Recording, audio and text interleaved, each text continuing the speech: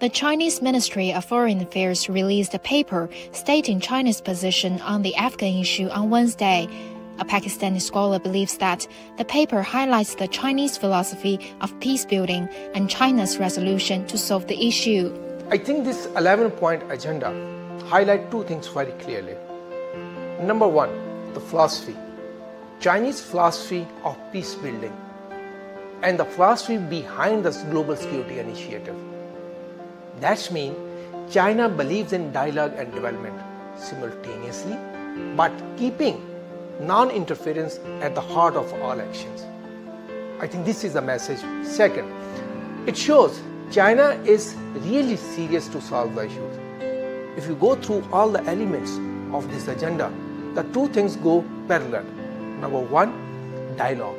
Number two, development opportunities. Because you need development to convince the people and to have a dialogue with them and convince them peace is the better, because bring the development. I think China is already implementing the best available policy, where China is talking about dialogue and development. So the best available option is provide people with a better livelihoods, with a better economic opportunities, with a dream of the development and the dream to move on the human indicators.